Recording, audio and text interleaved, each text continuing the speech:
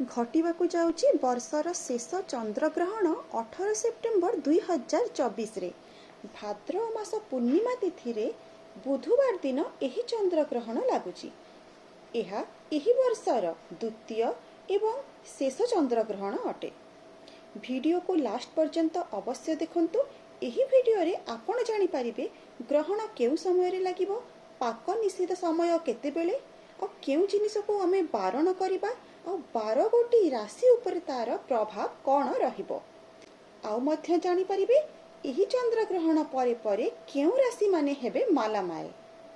नमस्कार, मु एस्ट्रोलॉजर पल्लवी आपण मानकु स्वागत जनाउछि। जदि आपनकु हमर वीडियो भल लागुछि ताहेले आपण चैनल को जाई कि सब्सक्राइब निश्चित भावरे करंतु। आउ वीडियो को लाइक आउ निजर प्रियजन मानकु निश्चित भावरे शेयर करंतु।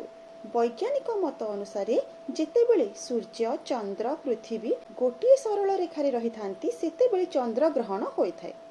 पौराणिक कथा अनुसार जेतेबेले राहु केतु चंद्र एवं सूर्य को ग्रास करिया पई आसी थांती सेतेबेले चंद्र ग्रहण होइथाय। भारत रे एही चंद्र ग्रहणर प्रभाव पड़िबो नाही, काहेकि ना चंद्र अस्त भारत रे 6:06 रे होई जाइथिबो। आउ चंद्र ग्रहणर समय होउची 18 सेप्टेम्बर 6:12 जेतेबेले कि भारत रे चंद्र अस्त होई जाइथिबे। एही चंद्र ग्रहण दृश्यमान हेबे नाही। एही चंद्र ग्रहणर कोनोसी दुष्प्रभाव भारत उपरे पड़िबो नाही, किंतु चंद्रमा राशि परिवर्तन करुथबारु 12 गोटी राशि उपरे एहार प्रभाव निश्चित भावरे पड़िबो। चंद्र ग्रहणर सूतक काल 9 घंटा आगरु मानिबाकु पड़िथाय। जेहेतु महाकाश रे एहा घटुची सूतक काल मानिले भल।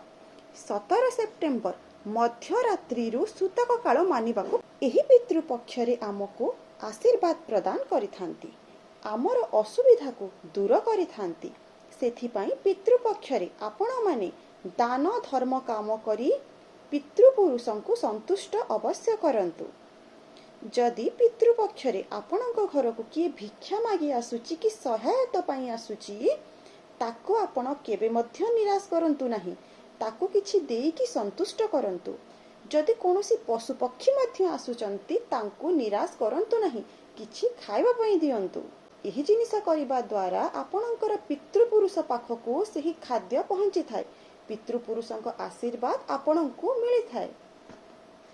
कुहा जाए जे भगवान ठारू मध्य आगरे पितृपुरुषंकु रखा जाइछि। जदि आमे आमर पितृपुरुषंकु संतुष्ट करि परिबा नाही ताहाले भगवान मध्य संतुष्ट हेबे नाही। आसंतु जानिबा एही चंद्रग्रहण परे परे केउ राशि हेबे मालामाल आउ केउ राशि उपरे आसीबो विपद।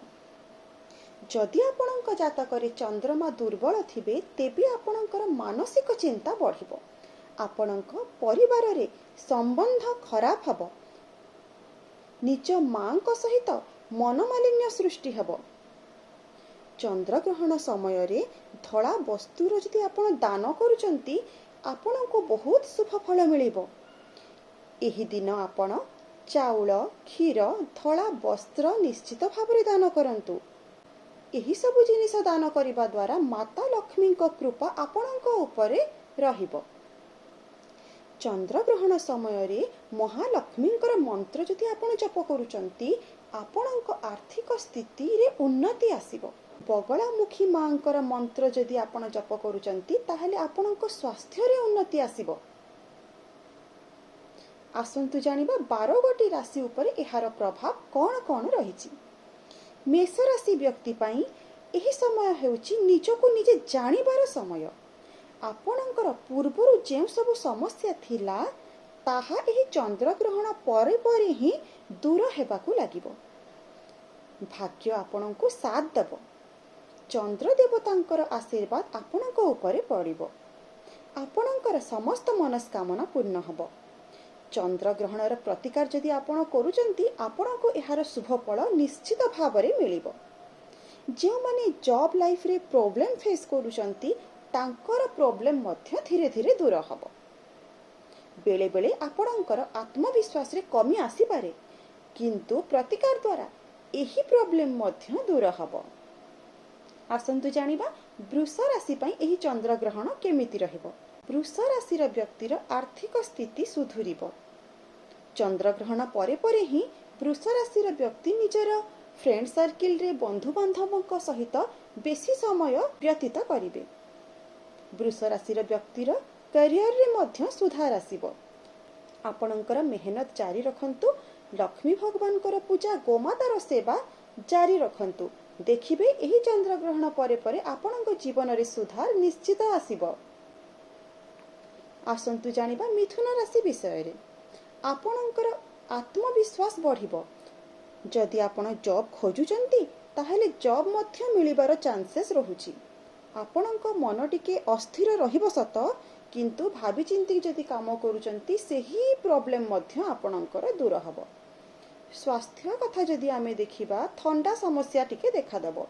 निज बाणी उपरे कंट्रोल रखंतु, नहले आपण बहुत बड़ प्रॉब्लम रे पड़िबे। आसंतु जानिबा कर्कट राशि विषय रे। एही चंद्र ग्रहण परठारु ही आपणकर छोट मोट यात्रा रे वृद्धि हेबो। आपणक खर्च बढ़ी पारे। घर लोकंक पाई आपण चिंतित होई रहिबे। जीवन साथीर स्वास्थ्य को नहीं चिंतित होई रहिबे। आपणक लव लाइफ रे फाटो सृष्टि होई पारे, किंतु आपणक करियर लाइफ रे आपणको नुआ अपॉर्चुनिटी मिलिबो। अटकी रहिथिबा धन आपणको निश्चित भाव रे मिलिबो। मु जे प्रतिकार कहिछि सेही प्रतिकार को आपण जदि करूचंती ताहाले आपणकर सब समस्या दूर हबो। आसंतु जानिबा सिंह राशि विषय रे। सिंह राशि व्यक्तिर आर्थिक स्थिति मजबूत हबो। धन लाभर मार्ग तांको देखा जिवो। आयर स्रोत रे वृद्धि हबो। लव लाइफ भी तांकर बहुत भल से चलिबो। से माने चंद्रग्रहण